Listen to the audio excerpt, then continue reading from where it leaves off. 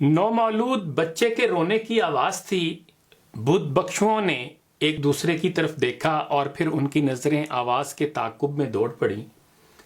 آواز ٹیمپل کے main gate سے آ رہی تھی۔ بخشوؤں کا استاد مین گیٹ پر پہنچا، دروازہ کھولا۔ دہلیز پر ایک کمبل تھا اور کمبل کے اندر ایک نومولود بچی تھی۔ استاد نے گلی میں دور دور تک دیکھا، ٹیمپل کے گرد چھوٹی چھوٹی گلیوں میں بھی گیا، لیکن اسے وہاں کوئی بندہ، کوئی بشر نہ ملا۔ شہر کی کوئی غریب، بے بس یا پھر عیاش ماں اپنی بچی ٹیمپل کی دہلیز پر چھوڑ گئی تھی۔ استاد بچی کے والدین کو تلاش کرتے رہے، لیکن کوئی وارث سامنے نہ آیا۔ ٹیمپل کی خادموں نے بچی کا معائنہ کیا تو پتہ چلا وہ قدرتی طور پر دونوں ٹانگوں سے محروم ہے۔ ٹیمپل کی انتظامیہ کو بچی پر ترس آ گیا، یوں وہ بخشوؤں میں پلنے لگی۔ اس کا نام کنایا سیسر رکھا گیا۔ وہ تھائی لینڈ کے صوبے ناخن رتچشمہ کے ضلع پاک چونگ کا ٹیمپل تھا۔ بچی 1 سال ٹیمپل میں پرورش پاتی رہی۔ انتظامیہ نے سال بعد اسے بینکاک کے ایک ہسپتال میں داخل کرا دیا۔ کنایا کو ہسپتال داخل کرانے کی 2 وجوہات تھیں۔ پہلی وجہ اس کا علاج تھا۔ ٹیمپل چاہتا تھا ہسپتال میں بچی کو مصنوعی ٹانگیں لگا دی جائیں یا پھر اسے معذوری کی حالت میں چلنے پھرنے کی ٹریننگ دے دی جائے۔ اور دوسری وجہ لواحقین کی تلاش تھی۔ ٹیمپل چاہتا تھا خون کے نمونوں کے ذریعے بچی کے والدین تلاش کر لیے جائیں۔ ہسپتال نے بچی کو معذوری میں رہ کر چلنے پھرنے کی ٹریننگ دینا شروع کر دی۔ اس دوران اس کے والدین کی تلاش بھی جاری رہی، لیکن والدین نہ مل سکے۔ بچی ہسپتال میں 5 سال کی ہو گئی۔ پاک چونگ کا ٹیمپل مردانہ تھا، وہ لوگ بچی کو اپنے پاس نہیں رکھ سکتے تھے۔ ہسپتال میں بھی گنجائش نہیں تھی اور والدین بھی نہیں مل رہے تھے۔ چنانچہ ٹھیک ٹھاک بحران پیدا ہو گیا۔ آپ اللہ کی کرنی دیکھیے، اس دوران امریکہ کا ایک بے اولاد جوڑا گود لینے تھائی لینڈ آیا۔ وہ بچہ تلاش کرتا کرتا اس ہسپتال پہنچ گیا، کنایا سیسر کو دیکھا اور اسے اس کی معذوری سمیت قبول کر لیا۔ یہ واقعہ جاوید چودھری صاحب نے اپنے کالم میں بیان کیا ہے، اور وہ مزید لکھتے ہیں کہ امریکہ، کینیڈا، آسٹریلیا اور یورپ کے ہزاروں بے اولاد جوڑے ہر سال دنیا کے مختلف ملکوں سے یتیم بچے گود لیتے ہیں۔ ان ملکوں میں امریکہ پہلے نمبر پر آتا ہے، یورپ دوسرے اور کینیڈا تیسرے نمبر پر۔ ان امیر ملکوں کے بے اولاد جوڑے Thailand, Philippines, India, Ethiopia, Uganda, Nigeria اور کولمبیا سے بچے اڈاپٹ کرتے ہیں۔ یوکرین اور کوریا سے بھی بچے گود لیے جاتے ہیں۔ تھائی لینڈ سے ہر سال 12,000 بچے گود لیے جاتے ہیں۔ یہ بچے یورپ، امریکہ، کینیڈا اور آسٹریلیا جاتے ہیں، اور ان میں سے زیادہ تر بچوں کی قسمت بدل جاتی ہے۔ تھائی لینڈ حکومت ہر سال یتیم اور بے آسرا بچوں کی فہرست جاری کرتی ہے۔ بچوں کو گود لینے کے متمنی خاندان یہ فہرست دیکھتے ہیں، یہ بچے منتخب کرتے ہیں، تھائی لینڈ آتے ہیں، بچوں سے ملتے ہیں اور پھر اپنی مرضی کا بچہ لے کر واپس چلے جاتے ہیں۔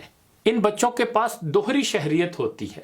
یہ تھائی لینڈ کے شہری بھی ہوتے ہیں اور یہ نئے والدین کے نئے ملک کے سٹیزن بھی۔ آپ شاید یہ جان کر حیران ہوں گے کہ بے اولاد جوڑے صحت مند بچوں کی بجائے معذور بچوں کو زیادہ ترجیح دیتے ہیں۔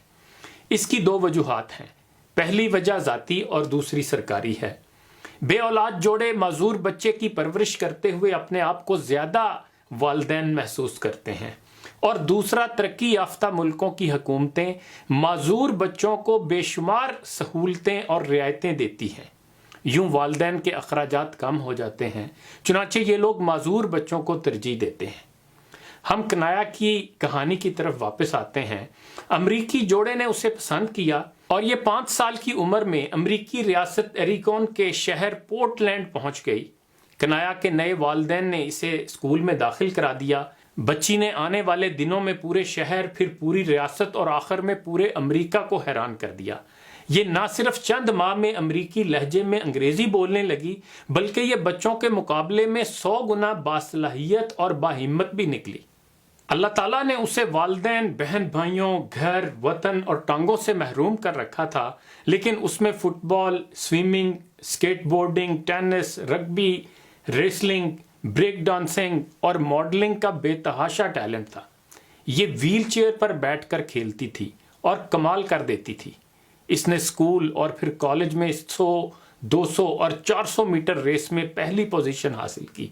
یہ بہت جلد سپورٹس ویئر بنانے والی کمپنیوں کی نظر میں بھی آ گئی اور یہ 15 سال کی عمر میں نائکی اور دوسرے مشہور برانڈز کے اشتہارات میں آنے لگی۔ یہ بہت جلد پوری دنیا میں بھی مشہور ہو گئی۔ کنایا کا یہ سفر یہاں پر نہیں رکا۔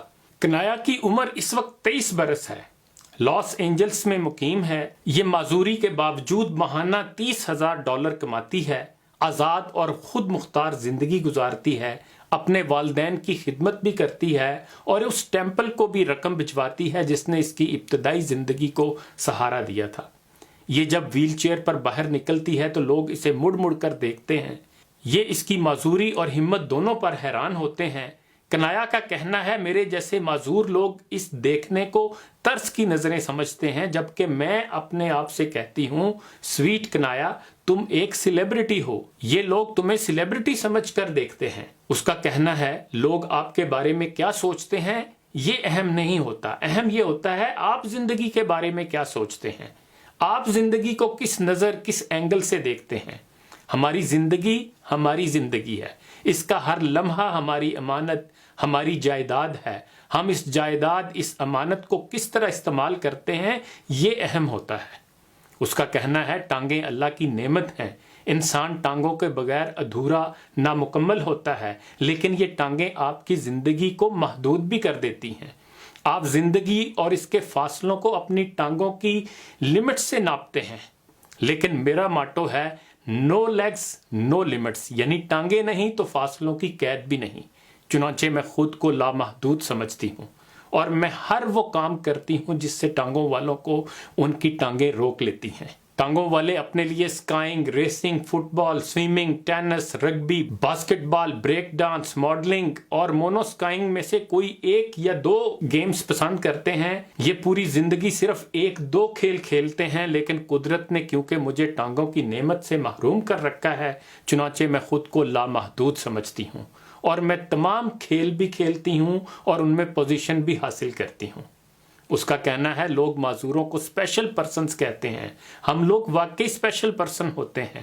اللہ تعالیٰ نے ہمیں عام لوگوں کے مقابلے میں خصوصی صلاحیتوں سے نواز رکھا ہوتا ہے۔ سننے والوں کی سننے کی صلاحیت محدود ہوتی ہے، لیکن بہروں کی قوت سماعت لامحدود ہوتی ہے۔ یہ آنکھوں، ناک اور ہاتھوں سے سنتے ہیں۔ یہ اپنے اندر کی آوازیں بھی سن لیتے ہیں اور یہ عام لوگوں کے مقابلے میں زیادہ انڈرسٹینڈ کرتے ہیں۔